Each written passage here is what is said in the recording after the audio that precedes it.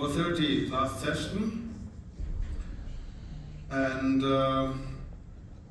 when I got actually the slides from Aarno, from Vision, I was actually curious about the healthcare industry, because we have these use cases actually not too often, especially not in the open source area. So I'm very curious about the content that he promised me already. It's not one use case, it's actually 2 use cases. So with Aarno is coming Mohammad from HIN.ch and Bianca from the Gesundheitsamt Frankfurt. I cannot translate now in English. And when I spotted the name Bianca Kastl, something rings a bell. And I'm not sure about you guys and how big your nerd level is, but Bianca has actually some very cool hobby. So she actually also get a little bit famous just recently. So if you don't mind, you can also Google it and see what she's doing. But I can say she's a real expert in the health industry. So without further ado, I directly hand over to Bianca. And let's see what the Gesundheitsamt Frankfurt is doing. Yeah, thank you. So, thanks for the nice introduction. I'm part of 3 people, so I'm going to start with the things that I do for a living. I have some weird hobbies, and I hack the German government healthcare system, but yeah, you always have to do something for your money.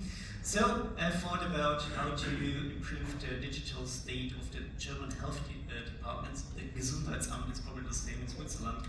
We do public health things. We do things like when there's a pandemic and there are infectious diseases and you want to know how good or bad the situation in the population is. These are things that we are doing. So we're basically doing public health. So in the pandemic, we realized that we have some data exchange problems. We didn't know how many COVID cases we had, and so on and so forth. And so we realized, okay, we have to improve that. We got some money from the European Union, a lot, probably 24 million euros. And we also have a cooperation from the health department in Frankfurt on the Main, and the Ministry for Social Affairs, which has a really long title that I'm not gonna translate because it will take some time. And we have a cooperation that we at Gesundheitsamt Frankfurt, so the public health department in Frankfurt, built this project, and the Ministry for Social Affairs in Health Germany gives us the money to do that. And the challenges that we were facing is we are having 25 health departments alone in the federal state of health in Germany, so basically the same like in Switzerland, where you are divided everywhere in cantons and everything, and I don't know how many that you have. We have 16 federal states and many municipalities, and it's a little bit of a mess up. And yeah, they all have their different business modules, they have their different configurations, and we have a really high bar for security and data protection. The things that we are doing is like we have infectious diseases, we have really sensitive data, and we have a really varying level of IT know-how at the various health departments. So hosting things on premise is not really an option. And all the things that we should do is, they should be scalable, they should be extensible. And we had a really tight timeline because our money is kind of limited in time. And so we had to build basically a project, the first step of this project in under a year, which is quite challenging for a project at that scale. And the other funny thing is that the entire project is controlled by the people from the public administration. So people like me, which know what we are doing technically, but some people which don't really know how to build a cloud-native application from within the government. So you can think about it, that's a really steep learning curve for some people in the government, that things like we need some containers and we need some Kubernetes and orchestration things, and they think about why, we need that, because you're gonna see why we need so much technology to get these things maintainable and running. So, what we are doing, we thought about, okay, it's really complicated to change the structure of the government. So we build the structure of the government in technology. So we embrace the federalism of the German government to build a really federated system. We also thought about building something like an idea of decentralization on a centralized cloud environment. So we have basically all the health departments divided into separated instances, which have also different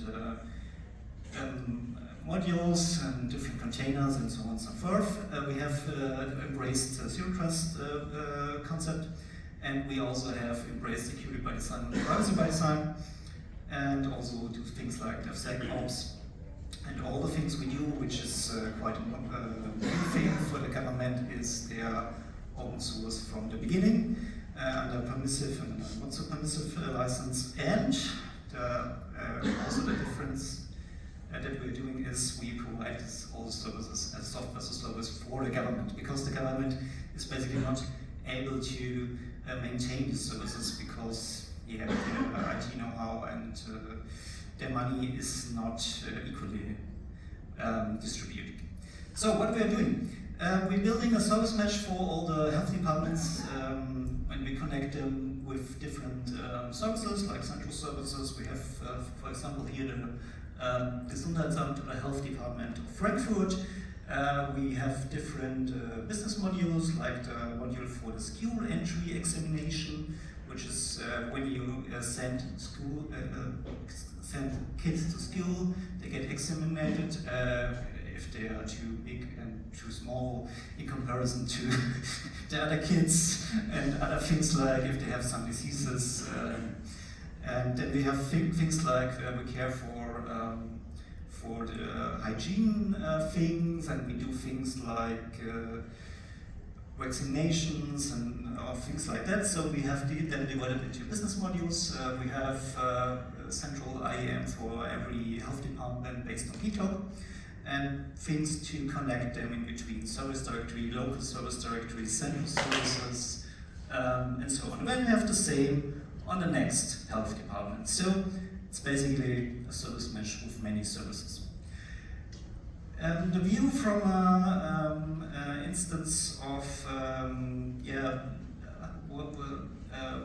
single health department is basically we have, as already mentioned, the key cloak instance. Then we have some basic services like contacts, things like calendars for every person in administration, and then we have business modules, all this connected with nice MTLS connections because of zero trust, and so on and so forth. And we also got rid of passwords because we're using passkey only right now.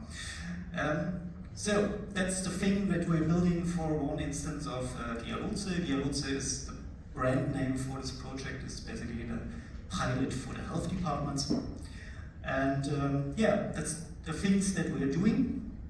And in case you think about how we embrace the concept of privacy by design, we basically divided our data into different modules. So we basically have a base module which holds all the base data, like the clear name of a person, which has the address of a person, and all the data that are really sensitive, like the health data, linked with non-traceable, with non-traceable IDs into different business modules. So you cannot get an idea if a person that is was in the health department for vaccination was also there for psychological reasons. So we have them divided clearly, strongly into different modules, and they are not linkable via a single ID because of reasons. And so you think about, that's the things that we're doing. All the things you can look at them in the German open source repository Open Code. We are public about the things that we're doing, if you are interested in. And so the thing is, we have all these things, we have developed them completely from the ground up. And how are we managing that? Yeah, of course, we do some orchestration.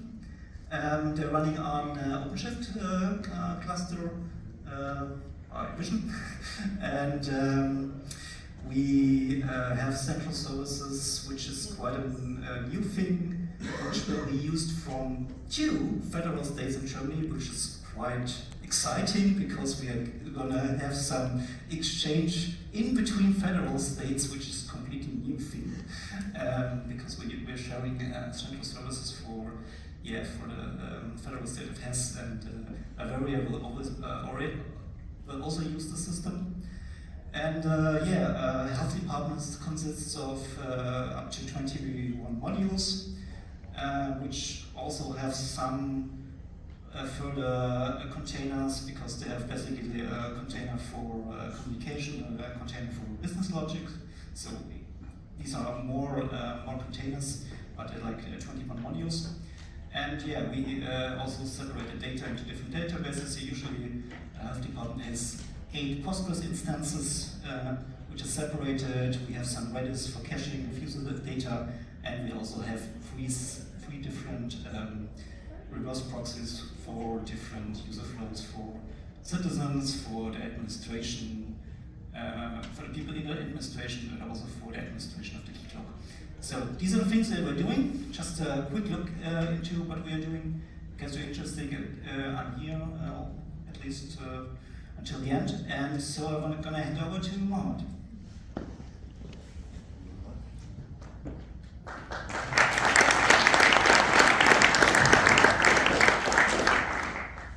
Thank you very much.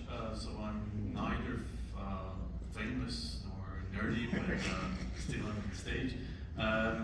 So I'm going to, maybe a few words about HIN. So if you're living in Switzerland, probably you have been confronted with some services that HIN provides in the background, not in the foreground. So HIN is providing services, IT services to health professionals in Switzerland, almost the whole Switzerland, so 65,000 doctors and around 700 hospitals and other health institutes are customers. So you can imagine in a country of the size of Switzerland, we're covering almost everything behind the scene. The main services that we are providing are mail and communication services, so secured mail between the patients and the doctors, between the doctors themselves, and also the health institutes. This is one of the main services, but also there are more services coming to the market, especially this year. I mean, last year they started, and this year is going to be more available in the market is the electronic prescription, so that you don't need to carry your paper prescription around and go to the pharmacies. So maybe a bit about the journey of HIN. So HIN is quite old. And it has been founded by a couple of. I mean, it's private. It has actually its own shareholders, and it's around 20 years old. So I joined HIN around 1.5 years ago because they contacted me and said that they have a lot of legacy in all different layers.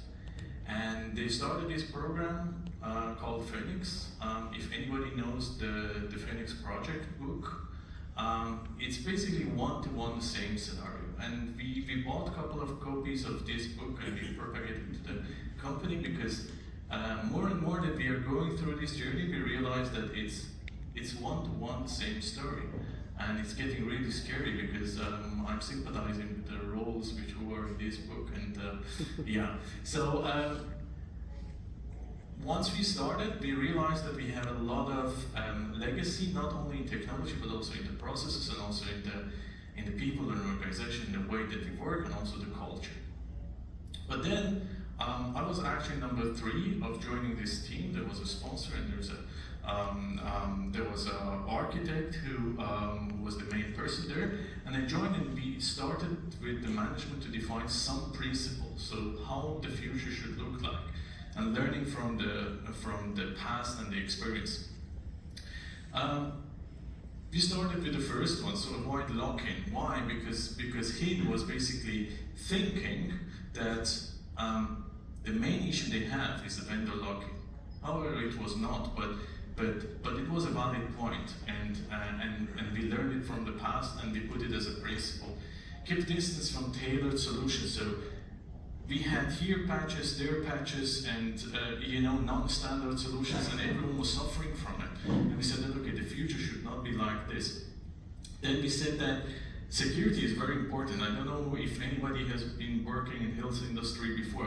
Before joining HIN, I was CTO of a company in finance industry, and there you can pay everything back with money, but in the health industry you cannot. So if anything is leaked, you cannot revert it back. I mean, there is no price tag for it. So then we said that, okay, future should look much more secure than today. If any doctor was sitting here, they would have said that basically stability of current services are not really something that we are very proud of. And that was the other factor that we mentioned, that it should improve a lot in the future. Then we had some people from different backgrounds who were forcing us to document everything which is going to be designed for the future, and put a lot of effort in documentation. They said, valid point, but you know what? Code has more importance than documentation. So if the system is working, is it stable, is it scalable, is it sustainable, then basically nobody is looking at the documentations. Documentation will come up only when you have technical issues and nobody knows how to resolve them.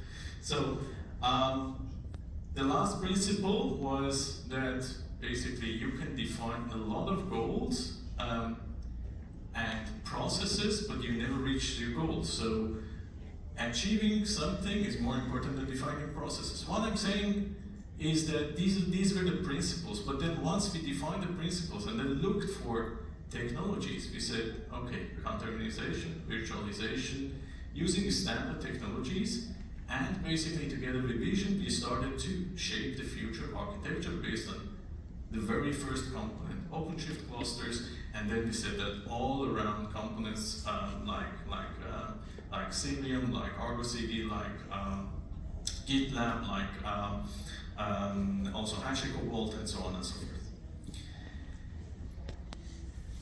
I have only 2 slides. The second one is basically stating where I'm standing today. So we are at the end of the phase after 1 year of the build-up of the core platform, as we provide it as main platform to have applications on it. This was only possible with 2 hosting providers that we have in Switzerland. If you're working in Switzerland, you know that here what is important is Swissness and also compliance. So you need to be, you're always regulated if you're in any of these fields, so finance or health. So you need to work with the hosting providers who are mostly local if you don't want to host yourself. I mean, it's nice that we have the presence of hyperscalers, but hyperscalers in at least health industry in Switzerland, you can hardly bring them to the attention of any management and approve it. So because of the Cloud Act, because of many other issues, and because of the reputation also. So we went through a long process, but we found very good partners for the hosting of our core platform and applications. And also 2 DevOps partners, Vision and Advinis, both of them are partners of Red Hat, and we built up this core platform. With a whole network of partners, security architects, also the compliance and legal. And now, slowly we see that how OpenShift, virtualization, and also containerization has enabled us to so quickly host the first applications, test it, fix it, scale it, again, redo it. And this was very new at HIN. So we never had the culture of failing, repairing, and retrying. And this is something that basically it's culture change, but it also started from the technology, you know? So if we had a technology that was really binding us to go through manual things and not enabling us with the proper automation, we could have never made a culture change. So for me, was really an amazing experience during the last 1 year, also working with Vision, but also the other partners we had during this journey. And where I'm standing today, at least, I'm very positive about the future of the HIN and the future of the health industry in Switzerland. Thank you.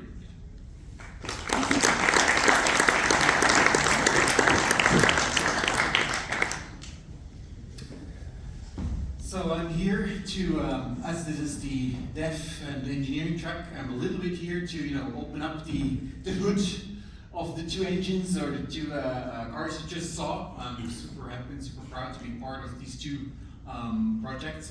As you can see, both of them embrace not only like cloud native, but also like openness, open source, collaboration, and I'm super happy to be part of that because that's actually core values also of Vision, the company. Have an architecture diagram which is not by accident, it's actually the same for both projects. Both of them run on OpenShift as the platform. Both of them run, the platform could run anywhere, whether it's on-prem, physical, virtual, private, public cloud. Both of them, in this case, run on virtual private cloud. So it is a service provider owned and operated physical infrastructure, but it's basically separated from other customers, other tenants. So they have exclusivity basically on the infrastructure side. They both run OpenShift. We help them with the whole operations management of the platform, and of course the whole tooling, or whether it's backup, or configuration management, monitoring, logging operations, alerting, that kind of stuff. And on top of that, we offer both like the 24/7 support for custom software. We call it 24/7 application operations, which of course includes the DevOps support of the whole integration in the developer process and lifecycle on one side, and then the other side we have a whole set of standard software as a service that runs on top of the OpenShift that then the customer or the customer's developers can then in self-service provision and use the internal services that are all in the same OpenShift platform, but of course have the same security requirements. They are all separated in access control, they run in their own namespaces, so they all are of course part of this kind of IT governance and follow the same processes, also all the rest of the software development. I just mentioned OpenShift. We provide OpenShift as a managed service, both with the customer on-prem, but also in the cloud.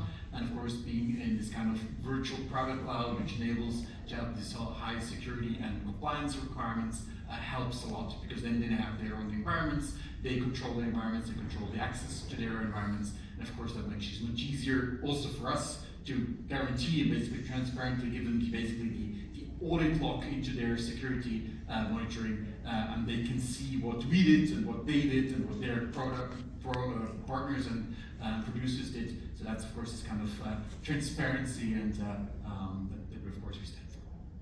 I mentioned standard software. The Vision Application Marketplace has a whole set of standard software tools. Of course, most of them are based in open source, but not exclusively, that we can provide as a service, whether it's OpenShift itself, but also the whole middleware, tooling, Ansible application platform on top of it, and then a whole set of tooling then of course then customers and users can then spin up it themselves. So for example, Bianca mentioned that the instance of their department software uses a whole set of databases, Postgres database in that case.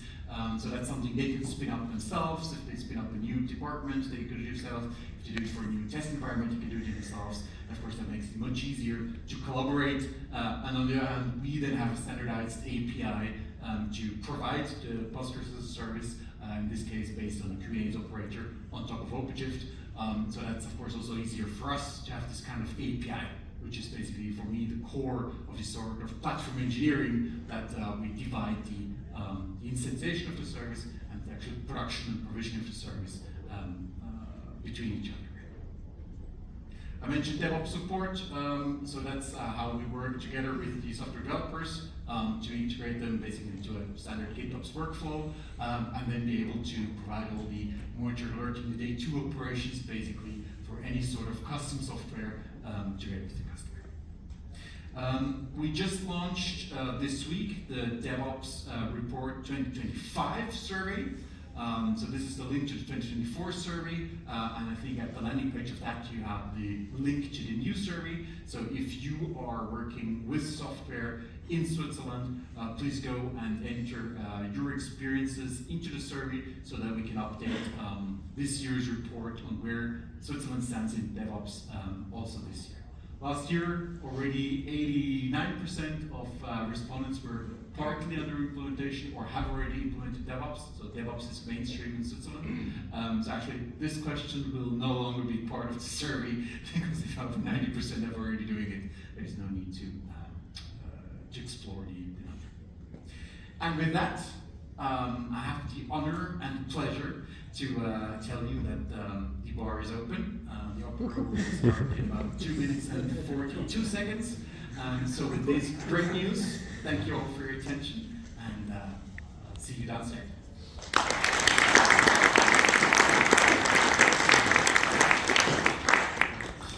And for those who still don't want to go for the upper row, I think we still have a minute or two for questions.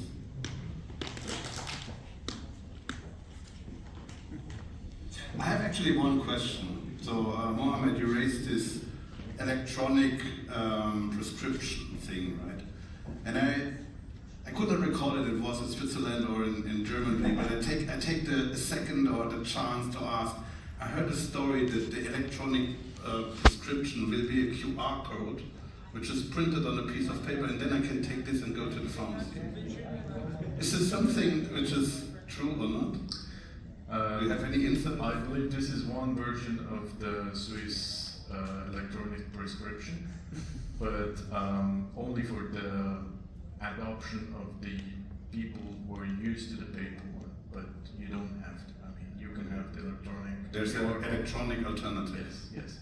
But actually, that's a very good product management question that I can elaborate a lot about it. But the point is that you always need to think about the end users, right? So you have the whole Swiss population who have been used to the prescription for a long time, and now they cannot quickly make it digital and only have it on a device.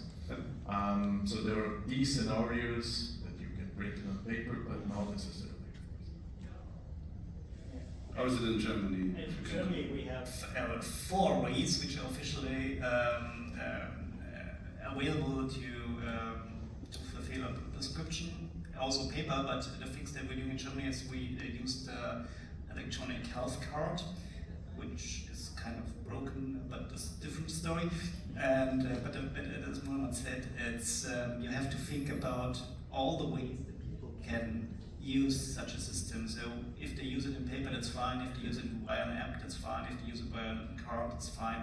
So you basically always have multiple ways to interact with such systems. So same in Germany, but we have, I think, the 5th way is already on the way, that you can scan your QR code from a card reader, and it's interesting to see how this develops. Any more questions? Last chance.